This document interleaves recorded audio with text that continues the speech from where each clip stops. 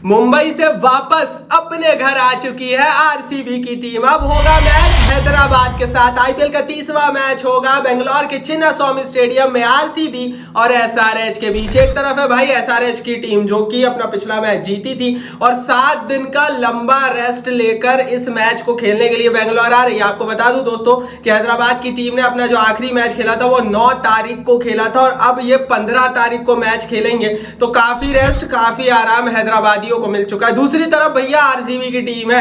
RCB के लिए जीत जरूरी है, जरूरी है, जरूरी है। 3 बार इसलिए बोला क्योंकि यहां से अगर अब आरसीबी एक भी मैच हारी तो इनके जो प्लेऑफ में पहुंचने के अभी के करंट 3% के जो चांसेस है ना वो घटकर भैया 1% से भी नीचे चले जाएंगे। तो भैया आरसीबी को तो जीत 100% जरूरी है। तो चलिए देख लेते हैं दोस्तों इस मैच में क्या होने वाला है। सबसे पहले न्यूज व्यूज में देखते हैं कि क्या क्या खबरें दोनों ही टीमों के खेमे से निकल कर आ रही है। हैदराबाद की टीम की दोस्तों सबसे पहले अगर मैं बात करूं तो हैदराबाद की टीम में एक अच्छी खबर आई है। हसरंगा की रिप्लेसमेंट इन्होंने बुला ली थी। मैंने क्रिकेट फटाफट के एपिसोड में भी आपको बताया था कि किस तरह से वीवी कांत जो कि एक स्पिनर है श्रीलंका के, उनको रिप्लेसमेंट के रूप में हैदराबाद में बुलाया गया था। वो आ चुके हैं, उन्होंने टीम को ज्वाइन कर लिया है। अब वो क्या प्राइमरी प्लेइंग 11 का हिस्सा बनेंगे आरसीबी के खिलाफ, वो तो भैया मैच में ही पता लगेगा। तो वही दूसरी तरफ दोस्तों अगर मैं आरसीबी के खेमे की बात करूं तो न्यूज व्यूज में अगर मैं आरसीबी की खबरों को टटोलने की कोशिश करूं तो भैया मैक्सवेल को थंब इंजरी हुई है। जी हां दोस्तों, ये जो मैच हुआ था इनका लास्ट आरसीबी एमआई वाला, उसके अगले दिन ये रिपोर्ट आ गई थी कि मैक्सवेल ने सस्टेन की है थंब इंजरी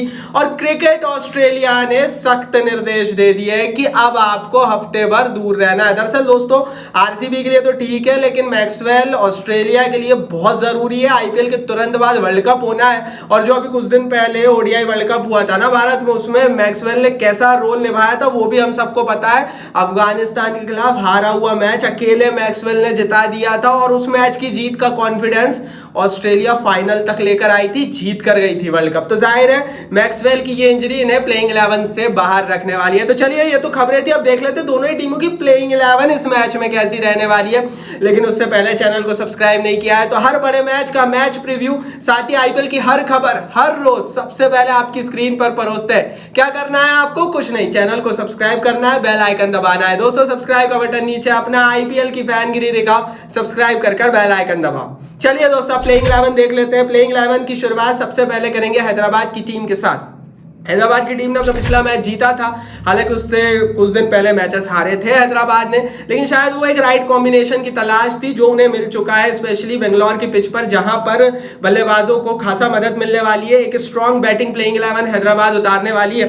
तो ट्रेविस हेड के साथ अभिषेक शर्मा ओपनिंग करेंगे, बहुत स्ट्रॉन्ग इनकी ओपनिंग है और ट्रेविस हेड से उम्मीद लगातार कर रही है भैया हैदराबाद की टीम कि आप वर्ल्ड कप जैसा परफॉर्मेंस करें। दरअसल दिक्कत है, अब मैक्सवेल को ही देख लो, वो भी वर्ल्ड कप जैसा परफॉर्म नहीं कर रहे हैं और हेड ने एक मैच में किया था उसके बाद ठंडे पड़े हुए। मिडिल ऑर्डर में नंबर 3 पर मैक्राम, नंबर 4 पर एनके रेड्डी और नंबर 5 पर हेनरिच क्लासन उतरेंगे।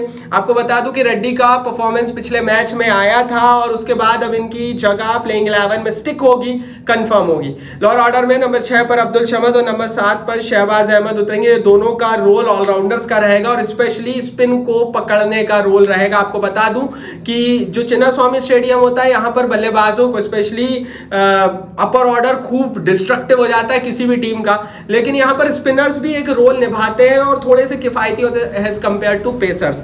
बात करते हैं दोस्तों अब हैदराबाद की गेंदबाजी की, तो पैट कमिंस, भुवनेश्वर कुमार, जयदेव उनटकर और टी नटराजन उतरेंगे।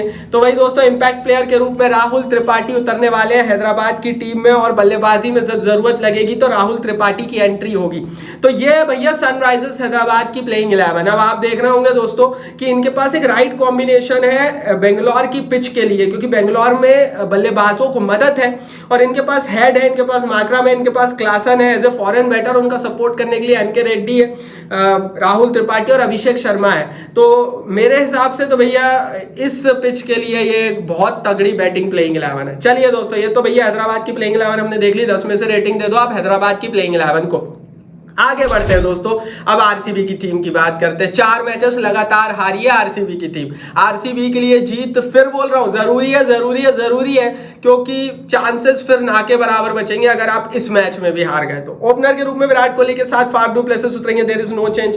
मिडिल ऑर्डर में नंबर 3 पर विल जैक्स, नंबर 4 पर रजत पाटिल और नंबर 5 पर कैमरन ग्रीन की वापसी हो सकती है, वो इस मैच में खेल सकते हैं। आपको बता दूं दोस्तों, पिछला मैच कैमरन ग्रीन नहीं खेल सके थे, मैक्सी खेले थे, लेकिन मैक्सी इस मैच में थंब इंजरी के चलते बाहर है और ऐसी परिस्थिति में कैमरन ग्रीन के ऊपर निगाहें रहेंगी। हालांकि कोई भी अपना पोटेंशियल बराबर का प्रदर्शन अभी तक आरसीबी की टीम में कर नहीं पाया है। विराट कोहली को सपोर्ट करने के लिए जब आप प्लेसेस की तरफ देखते हैं तो प्लेसेस आपको रंग में नहीं नजर आते। मैक्सवेल तो आउट ऑफ फॉर्म चल ही रहे हैं, ग्रीन भी नहीं चल रहे हैं। नीचे से दिनेश कार्तिक का फॉर्म जरूर इनको सहायता देगा क्योंकि नंबर 6 पर कार्तिक और नंबर 7 पर मयंक डागर की एंट्री हो सकती है महिपाल लोमरोर के स्थान पर। स्पिनर की दिक्कत है आरसीबी की टीम को और यहां पर मयंक डागर आपको वो कुछ हद तक कमी पूरी कर दे सकते हैं, थोड़ा बहुत बल्ला भी चला लेते हैं। देखो यार, स्पिनर इनके पास है नहीं तो इन्हें ले देकर जोड़ तोड़ और जुगाड़ी करना पड़ेगा क्योंकि ये शुरुआत से ही हमें पता था जब नीलामी हुई थी कि इनके पास स्पिनर्स नहीं है। बात कर लेते हैं दोस्तों इनकी गेंदबाजी की। 8वें स्थान पर वैशक कुमार, 9वें स्थान पर आकाशदीप, 10वें स्थान पर टॉपली के स्थान पर फर्ग्यूसन की एंट्री हो सकती है। पिछला मैच टॉपली खेले थे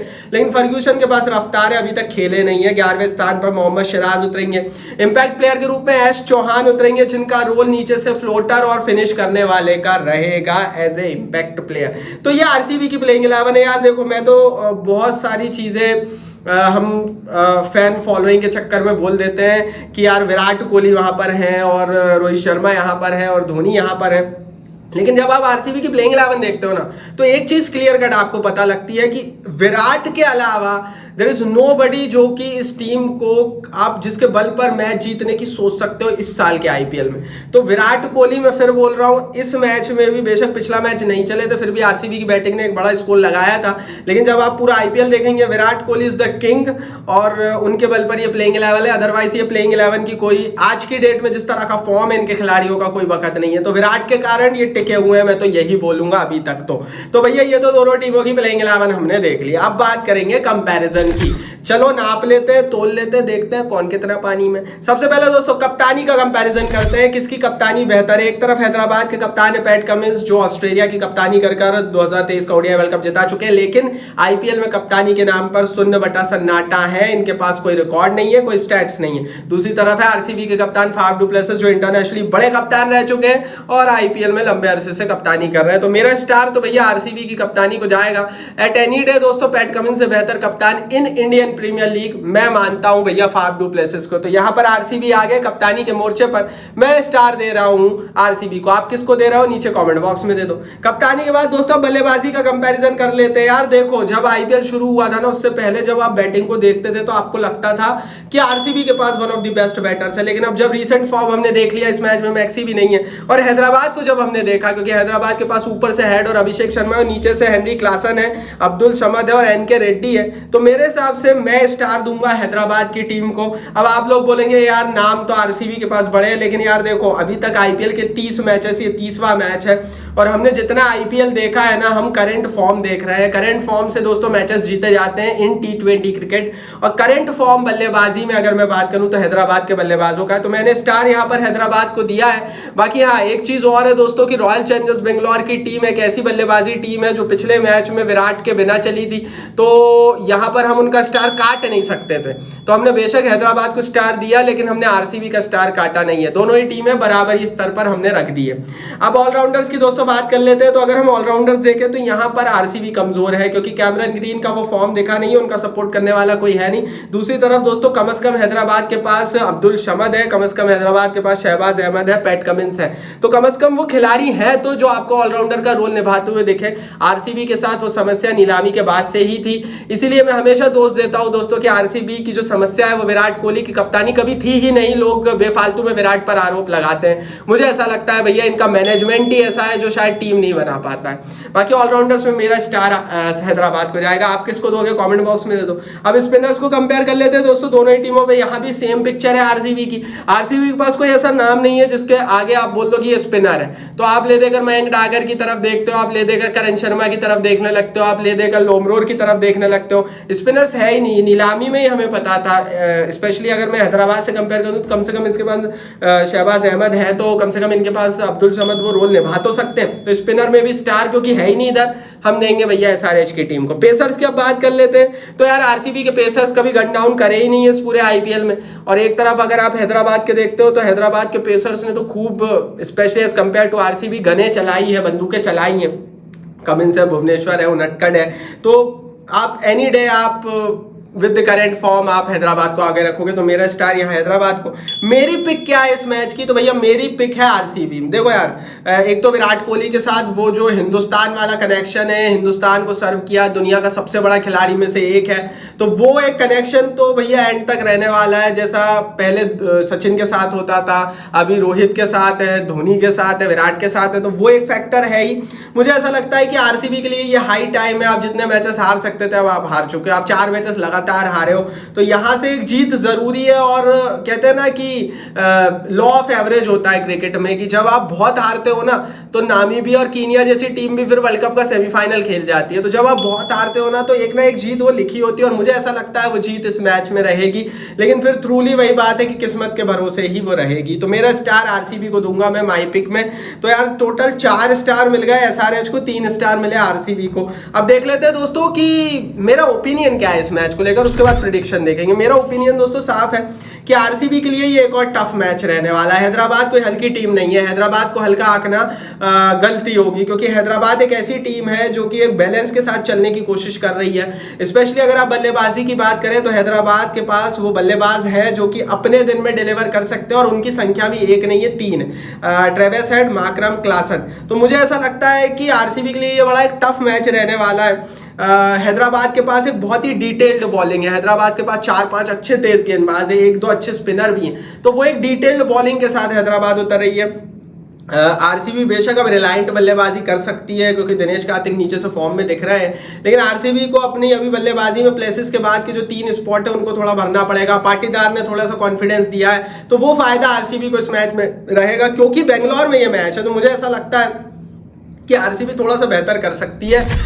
बाकी प्रिडिक्शन क्या है भैया, देखो प्रिडिक्शन, पहली प्रिडिक्शन साफ साफ है, हैदराबाद इस मैच को जीत सकती है। जो हमने कंपैरिजन किया उसमें हैदराबाद की जीत निकली है। हालांकि अगर आरसीबी को इस मैच को जीतना है तो बल्लेबाजी में बहुत एक्स्ट्रा ऑर्डिनरी प्रदर्शन कर देना पड़ेगा बेंगलोर में, और विराट कोहली पर सब कुछ निर्भर रहेगा। अगर विराट अकेला बंदा चलने लगा देन फिर पिक्चर बदलेगी, अदरवाइज अगर आप दोनों टीमों को कंपेयर करेंगे तो चांसेस हैदराबाद के ज्यादा लग रहे हैं। दूसरी भैया प्रिडिक्शन ये है कि ये हाई स्कोरिंग मैच होगा और इसमें ट्रेविस हेड 50 से ज्यादा रन बना सकते हैं। बेंगलोर की पिच पर बहुत तगड़ी बल्लेबाजी होती है और हेड को लय की जरूरत है, वो लय इस मैच में उन्हें मिल सकती है क्योंकि आरसीबी की गेंदबाजी कमजोर है। हैदराबाद के बल्लेबाज आपको अच्छी खासी पिटाई करते हुए नजर आ सकते हैं और कमिंस 2 से ज्यादा विकेट ले सकते हैं। मुझे ऐसा लगता है दोस्तों कि इस पूरे मैच का अगर कोई सबसे बड़ा गेंदबाज होगा दोनों ही टीम को उठा लें, अगर सिराज उस तरह से परफॉर्म नहीं करा तो वो कमिंस ही होगा, तो दैट्स वाई 2 से ज्यादा विकेट कमिंस ले सकते हैं। तो ये था भैया सब कुछ इस मैच से जुड़ा हुआ।